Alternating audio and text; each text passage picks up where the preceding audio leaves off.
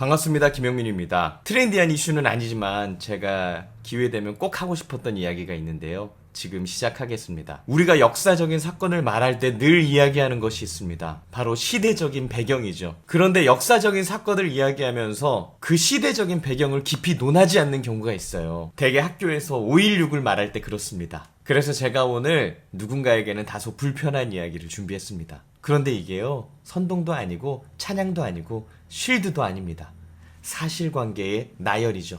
들을 준비 되셨죠? 시작합니다. 4.19 직후에 권력을 잡은 민주당 정권은 무능했습니다. 여기서부터 반박하시면 할 말 없죠. 그런데요, 단언컨대 4.19 직후에 민주당 정권은 무능했고 사회는 혼란했습니다. 미숙한 민주주의가 무면허 운전처럼 폭주하는 동안에 온 나라는 데모로 가득했고요. 그리고 특이사항이라면 그 시절의 통일운동이 급진적이었어요. 학생들의 그 급진적인 통일이 어떤 결말을 가져올지는 그 누구도 예상할 수 없었습니다. 이 땅이 네 땅인데 오도 가도 못하느냐, 가자 북으로 오라 남으로, 그 유명한 통일운동 구호가 그 시절에 등장했고요. 당시 기사에 따르면 김일성 만세도 등장했다고 합니다. 당시 학생들이 주장하던 민족 자주 통일 담론이 민심이었을 수도 있어요. 인정합니다. 그 민심에 정치권의 혁신계까지 힘을 실었으니까 만약에 박정희가 등장하지 않았다면 우리는 민족통일전국학생연맹과 혁신계가 손을 잡고 정권을 창출해서 통일을 위해 북한의 문을 두드리는 그런 나라에 살게 되었을지 모르죠. 뭐가 더 나았을지는 각자의 판단입니다. 그것까지 강요하진 않아요. 그런데 한 가지 확실한 거 말씀드릴게요. 이건 팩트입니다.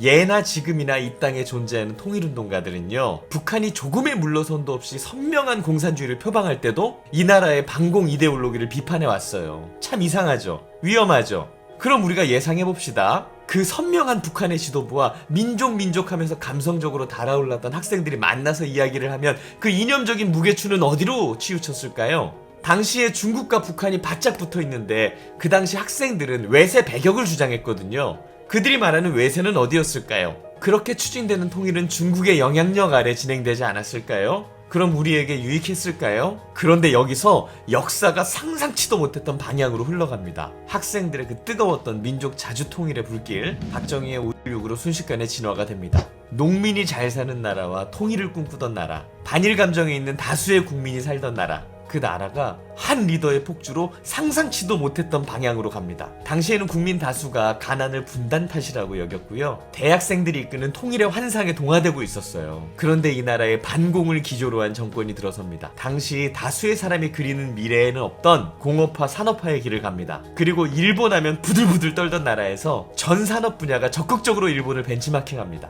말 그대로 한 리더의 폭주였어요. 그리고 나서 대한민국의 고도 성장의 잭팟이 터지죠. 반면에 북한은 그냥 최빈국도 아니고 문제적인 최빈국이 되면서 무너집니다.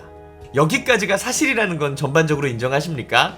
맞아요. 민주적인 절차를 논하자면 쿠데타라면 쿠데타입니다. 일본에서 공부한 석학들에게 의존하고 굽신굽신 산업기술을 배우던 시절이 굴욕이라면 굴욕입니다. 당시 야당 후보가 주장했던 예비군 폐지, 남북협상 이런 것들을 묵살한 것도 독단이라면 독단입니다. 그런데 그 역사의 모든 갈림길에서 반대편에 열려있던 모든 가능성을 펼쳐놓고 보니까 만약에 그때 그랬다면 어땠을까? 만약에 그때 그랬다면 어땠을까? 그 모든 가능성을 열어놓고 보니까 많은 사람들이 박정희에게 돌을 던질 수 없었던 겁니다. 그래서 책으로 역사를 공부하고 입체적으로 역사를 바라보는 사람들이 시대의 한계와 리더의 공과를 인식하고 우리가 누리고 있는 혜택과 변화의 근원을 찾고 자연스럽게 우클릭 아닌 우클릭을 해온 거예요. 그래서 이 땅의 어떤 세력들은 역사를 책이 아닌 영화로 가르치려고 합니다. 입체적으로 다각적으로 바라보는 시선 대신 발췌된 몇몇 사안에 감정적으로 몰입하게 합니다. 지식의 메신저로 석학이 아니라 예술가를 선호하기 시작해요. 강단이 아닌 공연장을 선호하기 시작합니다. 그렇게 수십 년이 흐르고 나니까 예술계에는 하나의 공화국이 형성되죠. 저는 그 카르텔이 얼마나 끈끈하고 거대한 카르텔인지 알고 있어요.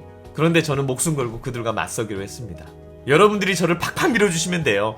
4시 10분이 100만 유튜브가 되면 세상은 달라집니다. 오늘 목소리가 좀 안 좋죠? 죄송합니다. 요즘 영상을 너무 많이 찍어가지고 목이 좀 안 좋은데 오늘 쉬려고 그랬는데 이 이야기가 너무 하고 싶었어.